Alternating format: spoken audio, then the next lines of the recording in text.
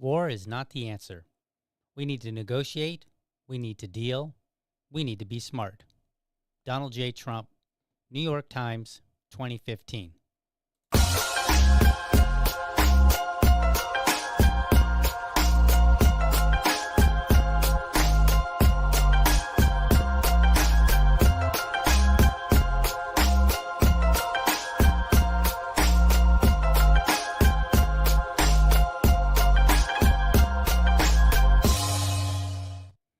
All right. Good morning and welcome to another morning episode of the Liberty Dad Podcast, a discussion on politics and culture. I'm your host, DL, America's most objective libertarian. If you're tuning in live, thank you so much for giving me your time so early. All right, folks, we are back at it with another 47 Weekly. I've got a couple things that I thought were interesting that I wanted to present to you. Let's see. Any announcements? Nothing in particular. I will have a dad on. It's pretty much mostly confirmed. I got to get a couple more things from this dad, but I'm going to have a dad on Friday at 6:30 p.m. So look forward to that. It's actually a local dad, and once I get the once I get the photo from him for the thumbnail, and I get the thumbnail created, then I will let you know who it is and what we'll be talking about. Then also on Sunday at 4 p.m. Eastern time. I'm sorry, 8 p.m. I'm getting them mixed up here. 8 p.m. Eastern time. I will have Leighton Radar. I'll have to ask him how to pronounce his last name properly. He is running for mayor in Alaska. Yeah, Alaska, like way over there. So we will be having a conversation about his run for mayor, and that's going to be a great conversation. I don't know him too well, but he seems like an objectively just nice guy. So I look forward to that conversation. And yeah, we have to have it on Sunday because he's 4-hour different time zone. And so like obviously 7:30 in the morning isn't going to work, because that would be like 3:30 in the morning his time, and I can't possibly expect somebody to be up at 3:30 in the morning.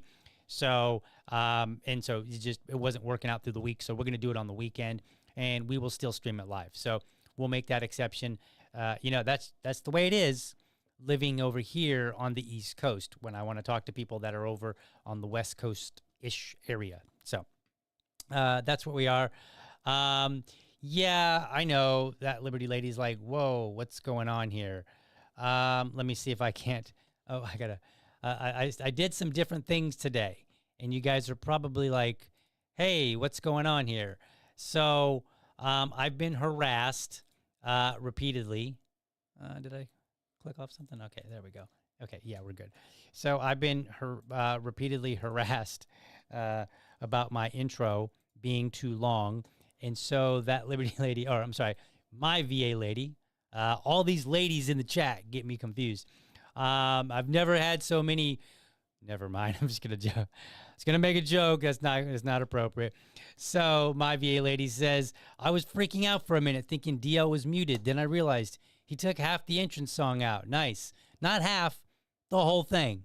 I took out the whole entrance. There's actually two, because there's the one entrance. It's like the intro, like hey, I'm getting ready to get started. You got 2.5 minutes roughly. And everybody was like, dude, it's so long. Why do you do that? Okay, fine. So I scrapped it. So in the next couple of days here, I'll work to get this transition a little bit more smooth. But otherwise, yes, that is gone. So today we're going to talk about Donald Trump. Now, look, I'm going to talk about it. I'm going to give you a little bit of a war update, I guess.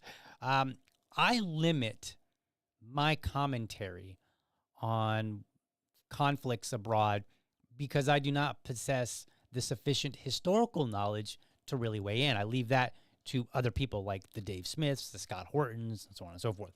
There are these guys that have been talking about this. They read books upon books. They keep up with all the news. They check out the different outlets, from the United States, from outside of the United States. They read it and they put it all together and they make an assessment and they say, all right, here's their, they give you a perspective. I don't do that. because mostly domestic policy is more my wheelhouse. So I talk about mostly domestic policy. That's where I can really weigh in. That's where I have a lot more historical knowledge about a variety of things. So I try to keep, my focus there and not talk about things that maybe I'm ignorant of. However, regardless, I do remain anti-war because I value human life. And anti-war to me does not mean pacifist, okay? I like to tell people I oppose violence or I dislike violence, but I'm not afraid of it, right? So that's just my way of saying, like, look, I'm not a pacifist. There is a time and a place sometimes for violence, and I will do everything possible to avoid it. But there are situations, just like in everyday average life, there are situations where violence is necessary, and there are situations where I can envision that war is necessary. But again, I always want to push my leadership to try to avoid it, to try to broker peace. In fact, my view of the United States is that any involvement on our part, if we're not being attacked, any involvement on our part should be limited to brokering peace, to trying to negotiate and say, all right, country A, country B, you two are fighting, so we will sit down and we will try to negotiate and work out your differences, because clearly you're not working them out so well, okay? Now, while I am critical of President Trump, I have to give him credit on his efforts here. That isn't to say that I will agree with everything he does, right? Nor will I accept any demands from anybody to defend, something that he's done from people that are trying to come at me with the gotcha. And neither should you. So if you're in the same boat as me, right, you can just simply say, look, I'm anti-war. I think that I want my politicians to do everything they can to avoid war, avoid killing civilians. The absolute number of civilians that I will accept being killed is always going to be zero, right? Now, does that mean that what's the practical reality? Well, the practical reality is that sometimes a civilian will get killed because, unfortunately, if two countries are going to war, it's not like they have this portion of the country that's their military base and then this portion where over here where it's all their civilians. That's not how it works, right? So the conflict does bleed over. But we should say 0 is the acceptable number of civilian deaths. That is our North Star. That is the goal that we aim for. And I don't want to hear anything less. Now, if you come to me and you say, DL, we had to get in this conflict. People were attacking us. This country was attacking us. We defended ourselves. We did our absolute best not to kill any civilians, and we ended up killing 3. I'm going to say, well, the answer should have been 0, but 3 was far better than what it might have been. And so that's the reason that I say 0. I say 0 because if you kill 3, that's a tragedy. However, holding to 0 is why we might only kill 3. But if at some point we say, well, war is hell, or if we say, casualties of war, then what we're really doing is we're opening up the door for any number of innocent civilians. And I cannot accept that, nor will I. Now, when it comes to war and things like this, when a politician talks about things on the campaign trail, I'm usually pretty skeptical. I'm like, all right, well, yeah, of course, you're saying this because you need votes. When they continue to say it after getting elected, well, I take note. When I hear it repeatedly and I see efforts towards that effect, well, I start getting convinced that they actually mean it. Now, again, I may still disagree with how they go about it. So I'm going to give Donald Trump some credit here. I got 3 clips that I would like to share. I thought this was interesting. I didn't even realize that all 3 of them were out there. I was just kind of rooting around. I was like, all right, what are we going to talk about for the 47 Weekly?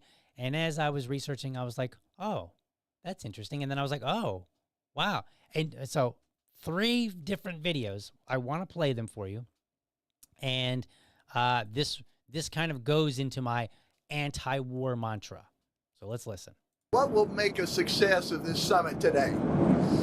I can't tell you that. I don't know. It's there's nothing set in stone. I want certain things. I want to see a ceasefire. This is not to do with Europe. Europe's not telling me what to do, but they're going to be involved in the process, obviously, as will Zelensky. But I want to see a ceasefire rapidly. I don't know if it's going to be today, but I'm not going to be happy if it's not today. Everyone said it can't be today, but I'm just saying I want the killing to stop. I'm in this to stop the killing. You know, we're not putting up any money. We're making money. They're buying our weapons, and we're sending them to NATO, and NATO's sending us big, beautiful checks. But that I don't care about that. I care about it was a big factor when Biden spent $350 billion and got nothing. But what I do care about is they lost last week 7,011 people were lost, almost all soldiers. 36 people in a town which got hit by a missile, but over 7,000 soldiers. It's crazy. All right. So I'm not a big fan of the whole idea of selling weapons to other countries, not the United States. Now, if weapons manufacturers want to sell them, I'm not going to object. I mean, I may be critical of the idea, but I'm not going to say, hey, you shouldn't do that, right? Any more than I would say Walmart, cannot sell to, in another country or even to another government. My focus is on our government, the United States government. So I'm not going to, if Walmart says we're selling products to Germany, and Germany, the government, the state, the country, if they are taxing their citizens to buy stuff from Walmart, that's a Germany problem. Now, I may criticize it, but I'm not going to really lift a finger to try to do anything about it, okay? But my government, I don't want them selling weapons. That's not their role. So on that note, I oppose. But did you notice in that clip, he repeatedly said he was against the killing. He also said 7,011. Now, I didn't check those numbers, and then he said 36. So I didn't check those numbers. I'm going to assume that they're true, but they were very specific numbers. And that tells me something. That says he might actually mean it when he says, I want the killing to stop. Because if you say, oh, I want the killing to stop, they've killed like 7,000 people, and maybe it was 6,512, right? When you say like 7,000, that tells me that you're not focused on the specific. When people are being killed, you should be focused on the specific number. Now, if he's wrong on the numbers, and I mean like wildly wrong, right? Like if he said 711 and some other reports are like, no, it's 7,011, and some other reports were to say, no, it's 7,009, I'm not going to give him a hard time, okay? He was being specific.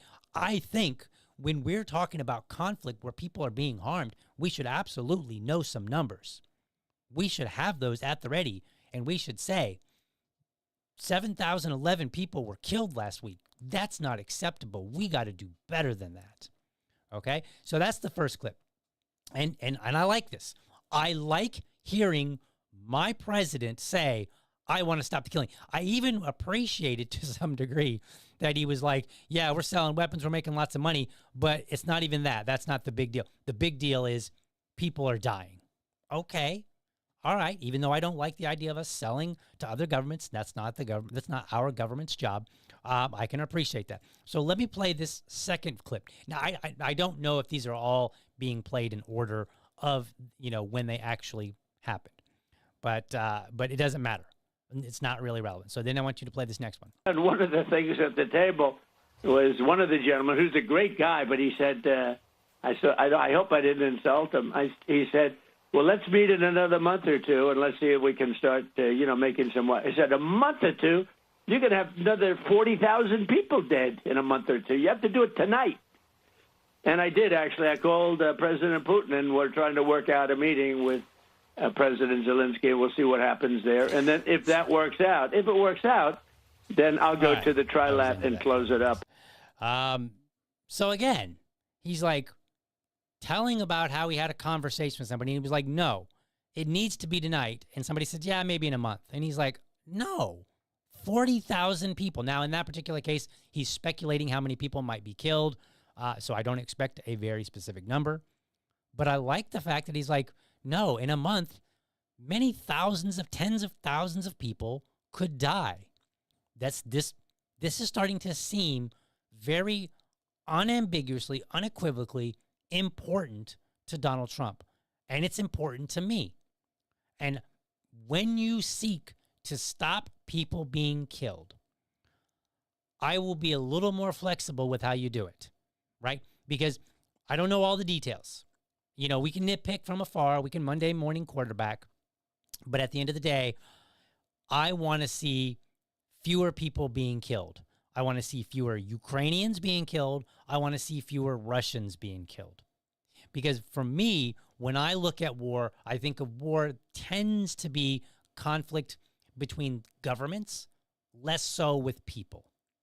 Right? Like if we were to go to war with, I don't know, Mexico, like how many Mexicans, other than all the immigrants that retards out there are whining about, like how many Mexicans do you really have a problem with? Like virtually none. And how many problems do, how many Americans do Mexicans generally have a problem with? You know, other than maybe some coming over and being a fool. Like none, right?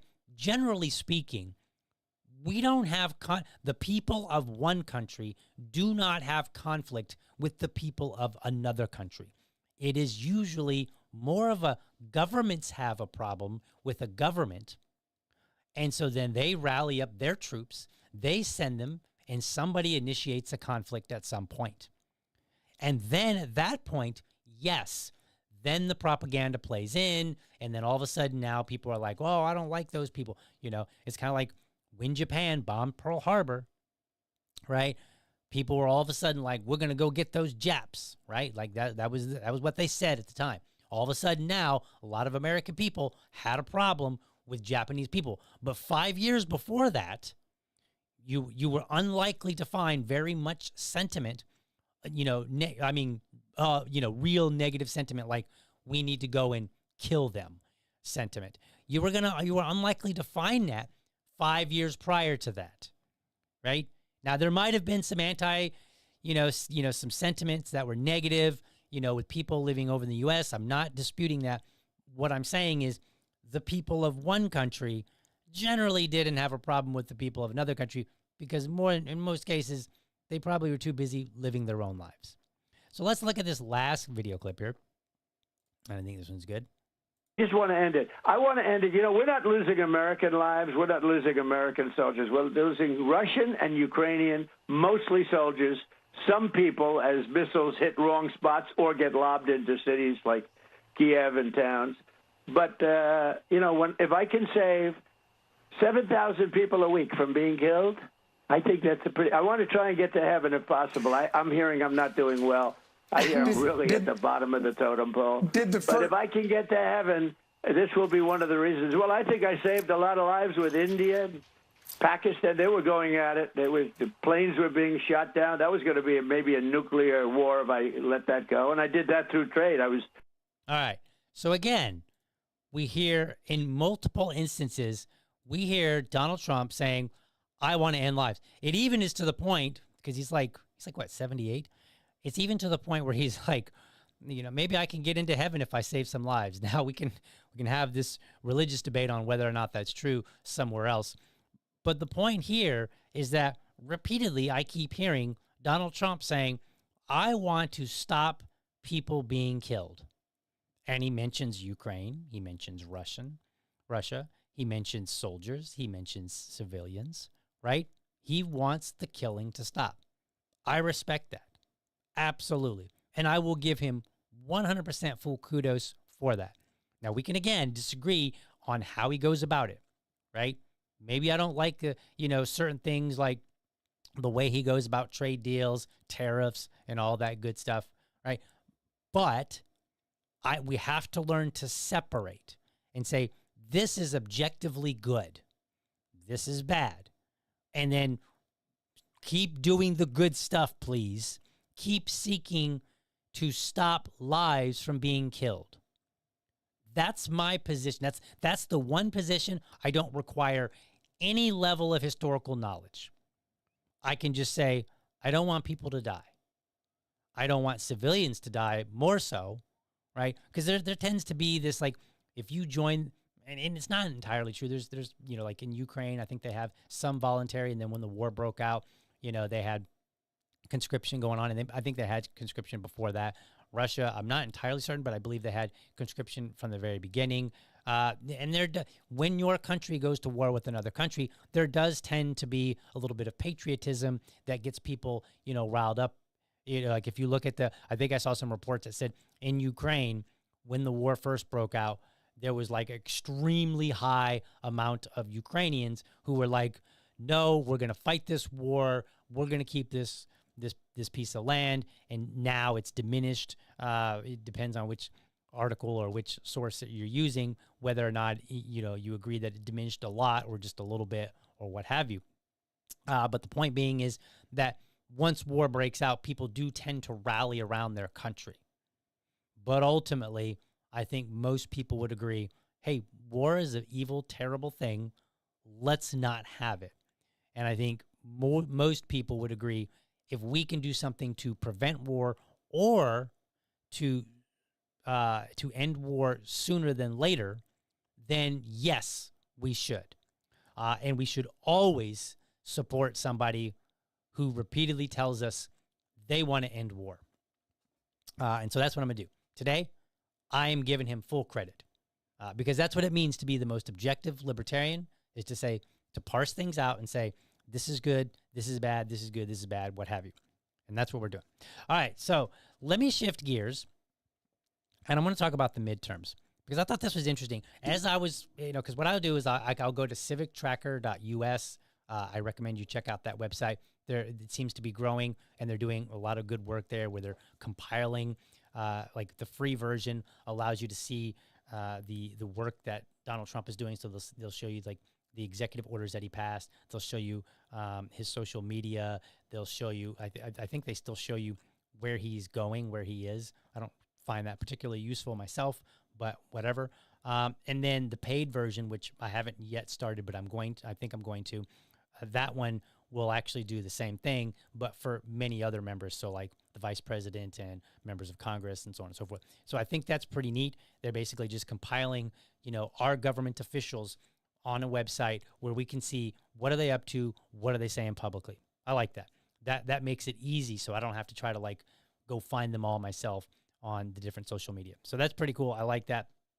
But while I was there, I saw something really interesting.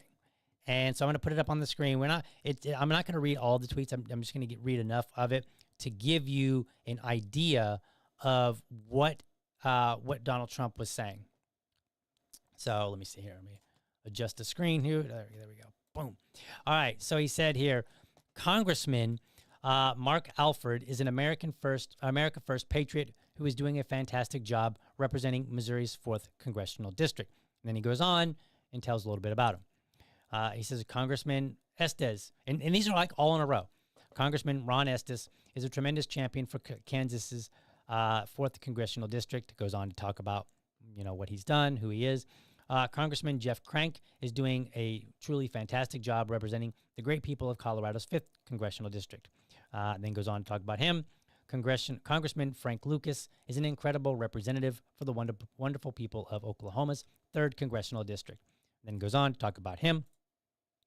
Congresswoman Sherry Biggs is a terrific representative for the incredible people of South Carolina's 3rd Congressional District. Goes on to talk about her. And you can see he's got like 9,000 likes, almost 2,000 retweets or repost or whatever they call it on Truth Social. Retruths? I think they call it retruths. Let's see. Here's another one. Congresswoman Julie Fedorchak, I think is how you say it, is doing a fantastic job representing the great people of North Dakota, a state I love and won big 3 times, 2016, 2020, and 2024. Goes on to talk about her. Congressman Dave Taylor is doing an incredible job representing the wonderful people of Ohio's 2nd Congressional District. Goes on to talk about him. Congresswoman Mary Miller, you might remember her. I did a bill review on the Screen Act, which she worked with, who is it? I can't remember who it is. She worked with somebody on it. He said she is a fantastic representative of Illinois' 15th congressional district. And then goes on to talk about her. And then this last one here, Pat Harrigan is a tremendous representative for the great people of North Carolina's 10th congressional district. Goes on to talk about him. So I found that to be particularly interesting. Like, wow, he's going through and he's highlighting a whole bunch of people and did it like all in a row. And if you go and you look, you can see that a lot of people responded to it. I assume that there are some bots on there, but I imagine that this may be, there may be a lot of legitimate support for these folks because Donald Trump is backing him. I just went to Mark Kaye's event Monday night, and he is very big on Donald Trump. So I would imagine that he might get Donald Trump's endorsement, perhaps. I don't know. It's possible Donald Trump could support Rutherford. I don't really know, but I know that Mark Kaye was very big on Donald Trump, and so that is very appealing to Donald Trump. So what do I think is happening here? I think that Donald Trump is already setting the stage for the 2026 midterms. Okay, and then I was curious about every single one of those folks that I just named, except for Mark Kaye. So I was just curious because this tends to play a role. All right. So I looked, and as it turns out, and let me, why am I way over here? Let me fix this. There we go. Make me a little bit bigger. There we go. All right. So we have Mark Alford. All right. So he is, let me move this over just a wee bit. There. All right. So Mark Alford, according to Track APAC, he received $21,000. And these are not necessarily in the same order. Sherry Biggs took $10,000. Jeff Crank, almost $2,000. Ron Estes, $56,000. Julie Fedorchak, $95,000. Pat Harrigan, $20,000. Frank Lucas, $1,000. Let's see, Mary Miller, $5,000. David Taylor, $5,000. And that's the end of that. So what am I saying here? Am I making a Jew conspiracy? No, that's absurd. Let's skip past that. What I'm saying here is that every one of those folks are up for re-election, and that Donald Trump has called them out specifically in a positive manner. And also, every one of them has APAC support, which means they have a lot of money, sort of. I mean, some of them have like $1,000, $2,000, whatever. But they basically have a big organization behind them, right? And they probably have others that if we go and we look at each one of them. What do I think is happening? I think Donald Trump is setting up to win the midterms, and that's important. Why is it important? Because I think if you're skeptical of what Trump is up to now, you might really be skeptical if they win the midterms, because he is a lame duck. He cannot run for re-election again. I know people are like, oh, he's this and that, and he's going to try to, make himself dictator for life. The man's 78 years old, okay? Like, I'm not suggesting that he's going to die anytime soon, but when you get to 78, right, like you're near the end of your life. You know what I mean? He might live to be 90. He might live to be 85. I don't know. But he's not going to live that much longer. Nor is he necessarily going to be in the kind of health necessary to be able to run again. It could be possible that towards the end of his presidency, his health starts to fail. I don't know. We shall see. But I do think that he's going to do a lot more than he did in the first half of his second term. Then he's going to do a lot more in the second half of this term than he did in this current first half. Okay? So, I think if you oppose some of the things that he's doing, or you are, if you live in one of those states, I think you should start to get acquainted, if you're not already, with your Congress member. What are they doing? What kind of things are they supporting? Because as I said a moment ago, just because I support his efforts to end the war, to end the killing, doesn't mean that I support necessarily how he does it or other things that he does. I oppose the idea of him federalizing D.C., the D.C. police. I think that was objectively a bad idea. I know they're coming out and all the Trump supporters are saying, look, the crime rate has dropped. Okay, the crime rate didn't drop long term in a week. It's not how it works. Okay? Or if it does, you have some serious authoritarianism going on. All right? Because all you're doing is you're sending in troops and they're patrolling the street. Perhaps they're doing some cleanup. They're making some arrest. And so the criminals, who there are, of which there are many, many of them will just hide in the shadows until such time that it's safe to come back out again. That's all. Until you fix the systemic problem. And I talked about this the other day on my show. I talked about Washington and I said, D.C., and I said, look, they've been having this problem that we can go back and look at over like a decade or more. This is not some problem that just sprung up overnight. And because it's not a problem that sprung up overnight, it's not a problem that overnight they're going to solve. They may be able to make some headway initially to look good, and may be able to keep it that way up to and through the midterms. But at some point, D.C. is going to have to take back over, and they're going to have to, like, what of their practices that were in place that allowed the crime to get to where it is, what of those have been changed? Very few. All you have is a bigger force coming in. And once that bigger force leaves, if things have not changed, then you can expect them to go right back to the way they were. So I think that's a bit of a problem. And it gets a little bit tricky when we're talking about D.C. because they're not officially a state, and there's some level of federal control already in existence, and so on and so forth. But I tend to fall on the idea of local governance, period. So until local governance has improved itself, I will say that this is only temporary. This is a stopgap. Okay, so I oppose that. But we've also seen that there's been federalization elsewhere. You know, California, during some of the BLM riots in his first term, so on and so forth. So I'm kind of nervous about this idea that we keep federalizing localities and justifying it.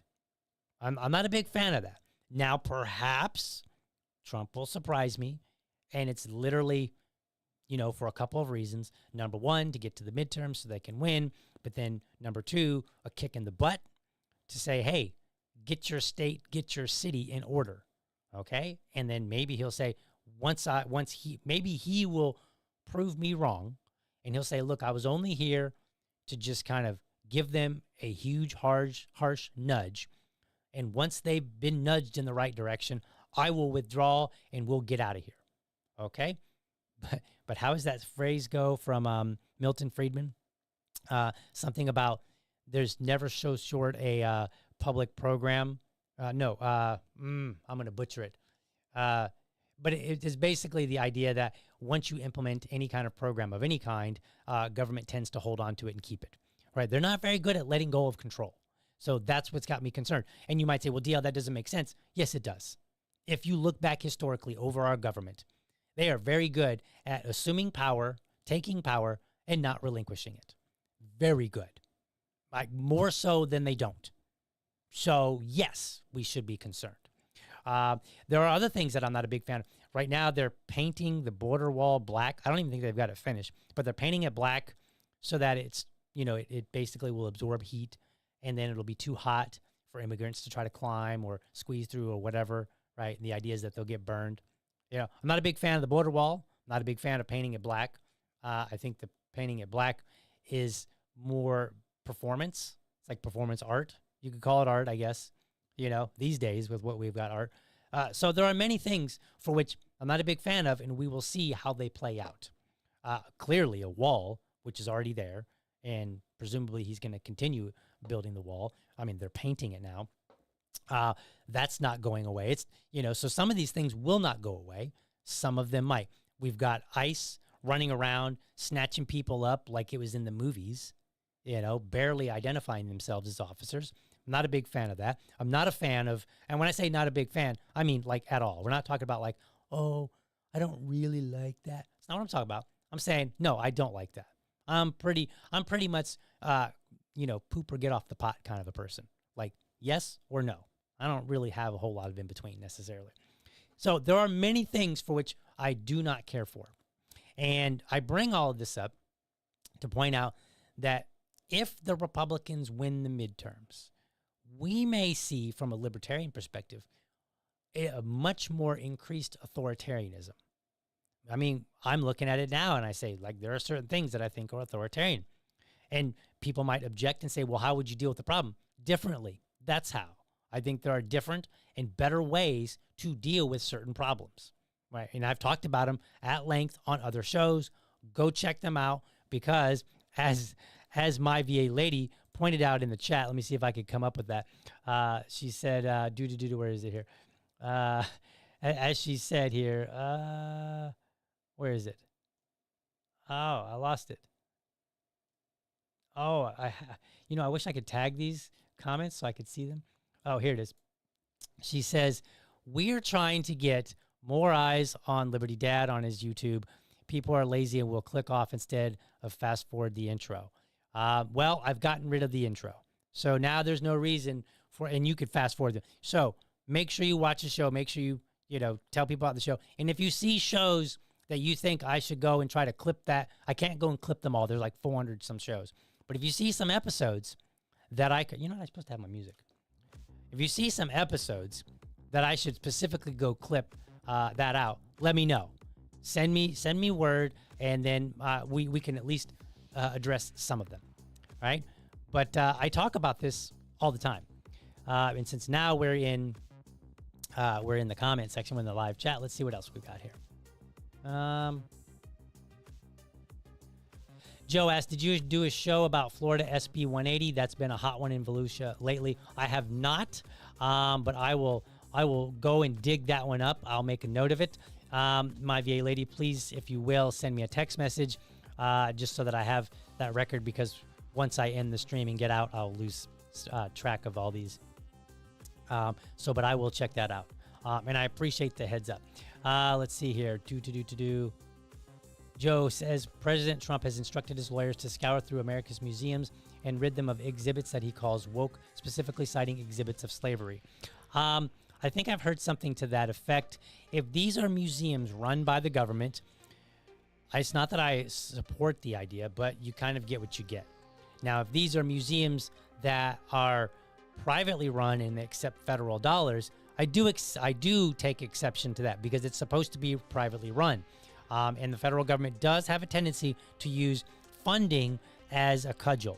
And so I will oppose that. Now, if they're private and they're not taking any federal funding, then we really should oppose that. But I'll check into that and see. I did see that they are scouring, since you're talking about the word scour, the internet to look for people's posts. And I object to that as well. This is specific to immigrants. And they're like, whoa, you posted this one time, so therefore we won't let you in. I think this is objectively a bad idea, because what ends up happening is that Leviathan gets hungry and hungrier.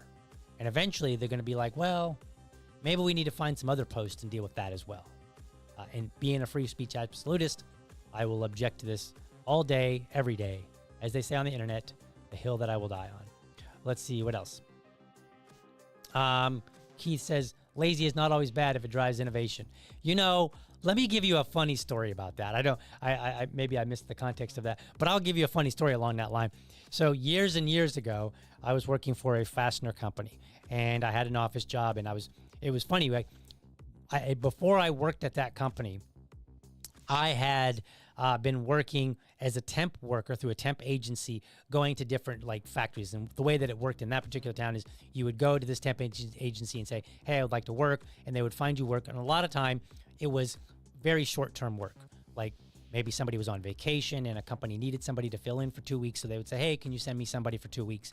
And then the goal for the people working was, hopefully if I go and do a good job, they will see fit to just bring me on board, right? But a lot of times that didn't really happen. So I'm working at all these different places, and I didn't really like some of the work that I was doing, because I was really doing really just terrible work. Like I worked at a dog food factory one time, and they were like, "Hey, go over in this weird corner over here where there's all this nastiness and grossness, and clean it up." It was almost like busy work, but the busy work was like just like, and I would come home smelling like dog food and stuff like that, and so I didn't like it. So I went in to the temp service after a while, and I was like, "Do you have any office jobs?" And they were like, "Well, we don't really get them very often, but you know, you're a good worker, so we'll keep you in mind if one comes available."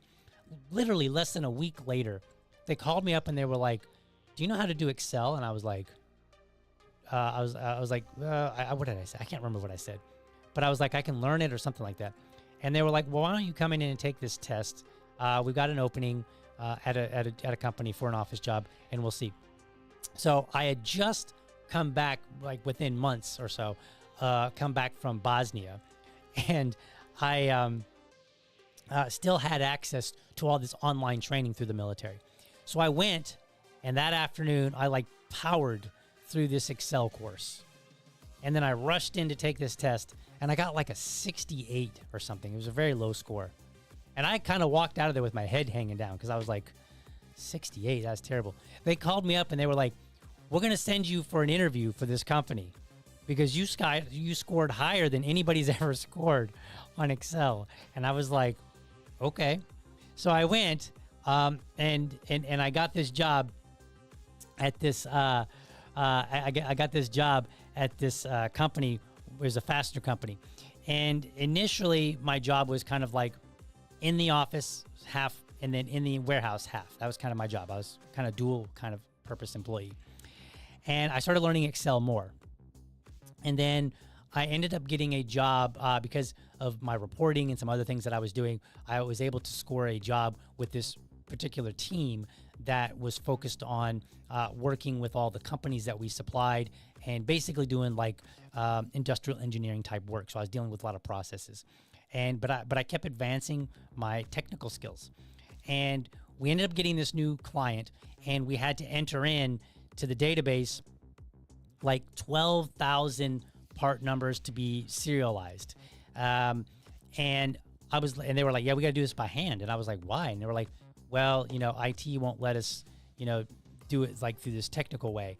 And so as I was working in this AS400 mainframe, I noticed that there was a spot where you could run macros.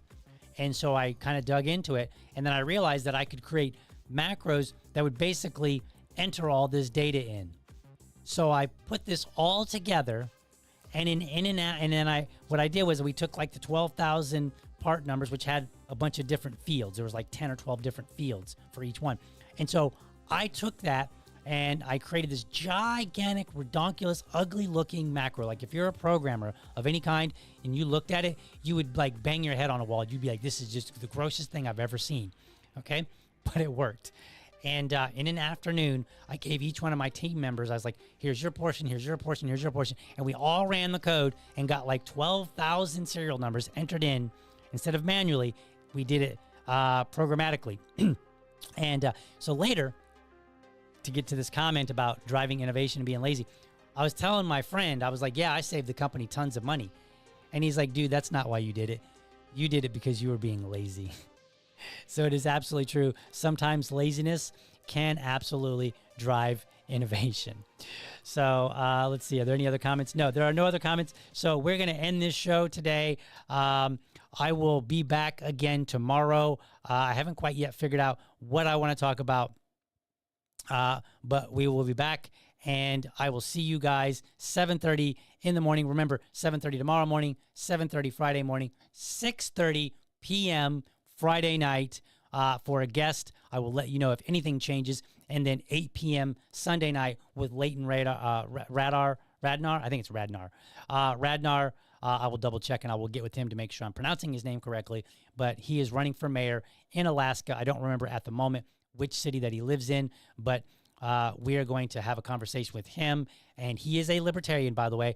And I will be reaching out to some other people. I've got some names to get with and say, "Hey, I hear you're running for office. Let's have a conversation." So with that, I will see you guys tomorrow.